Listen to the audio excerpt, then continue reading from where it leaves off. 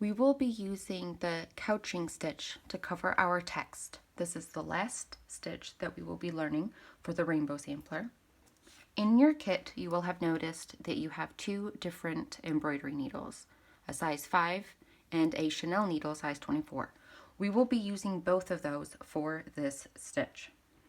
I'm going to begin with the size 5. It has the smaller eye, and I'm threading all 6 strands of DMC 729 into the eye of this embroidery needle. Then I am taking one strand of the same color and I am threading my Chanel needle. I'm gathering the ends and tying a knot so that essentially I'm using 2 strands.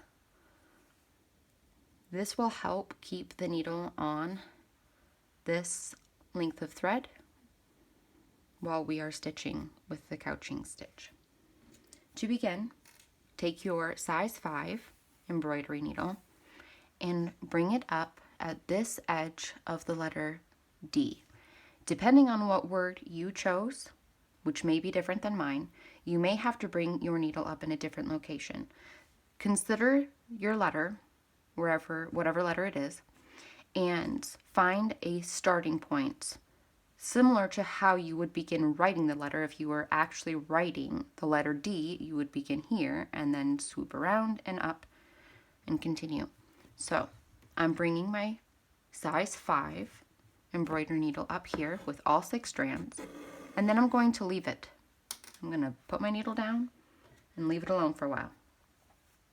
We will be using our non-dominant hand to direct where we want this thread to go around each letter.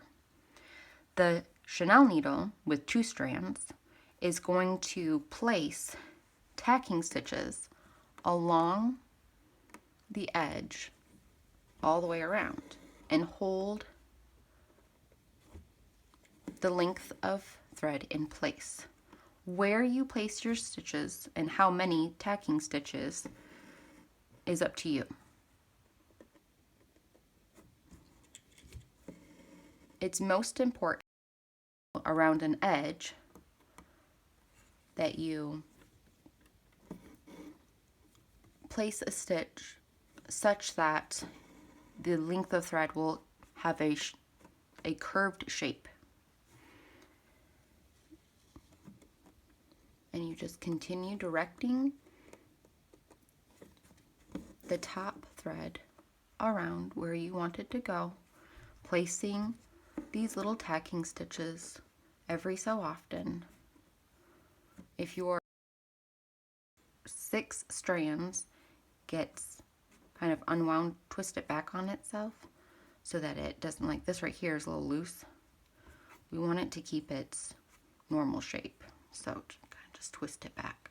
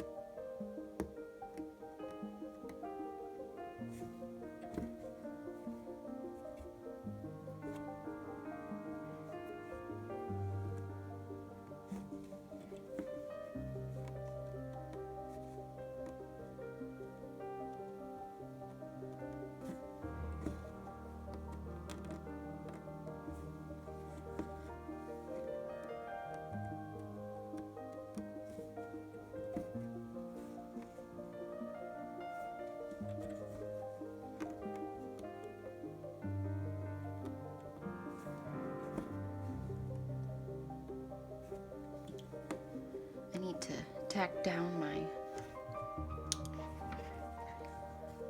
tacking stitch since I'm out of thread. So run it underneath previous work stitches.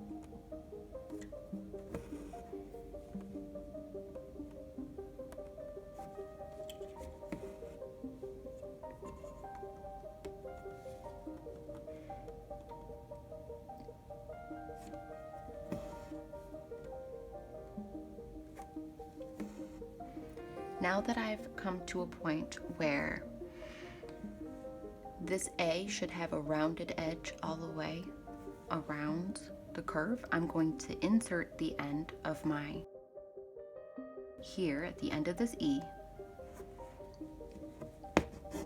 and then I'm going to bring it back up at the top of this A. That way I can have a nice curved edge all the way around. Set that back down and continue using my chenille needle to make little tacking stitches, anchoring this thread in place.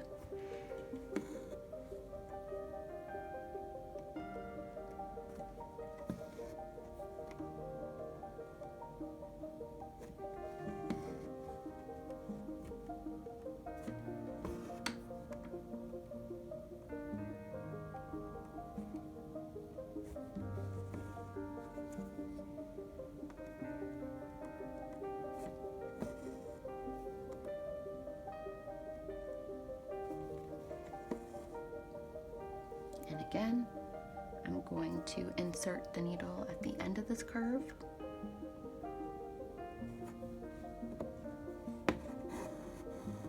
And then bring it up at the top of the A.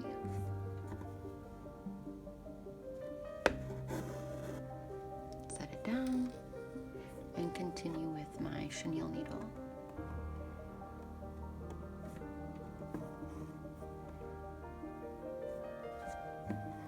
So depending on what letters you are using, I think it really helps to consider, how do you write the word when you're actually writing the letters, each individual letters? How are you making them when you are writing them?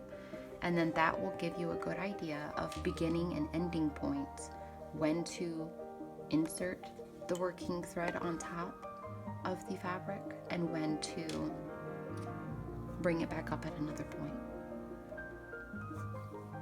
This M is unique, where we have the straight line at the very beginning of the M.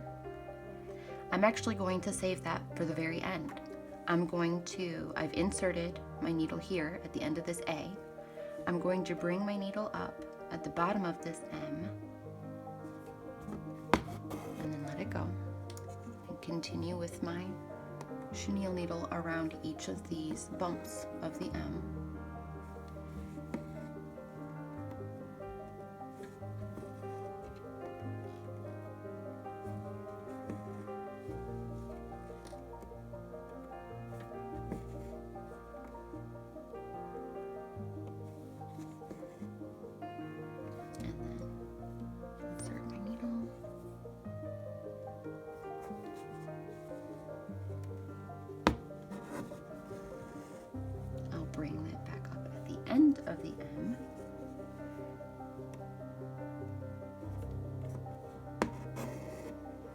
continue with my chenille needle.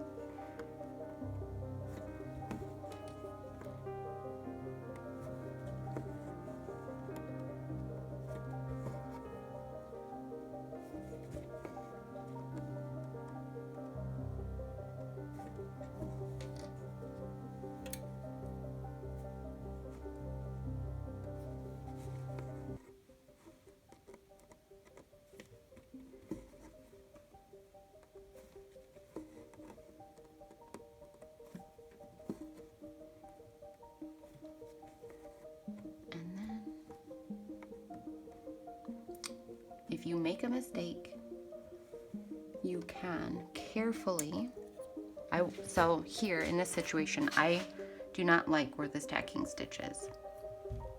I'm going to remove my 6 inches from that loop. I'm going to flip my piece over and find the area where this needle is coming up out of the fabric and do my best to put it in the same hole so that we can redo that stitch. Same thing on the top of the fabric. Insert the needle into the same hole and try again. I'm gonna scooch it over to the right a little bit so that my printed text is really covered.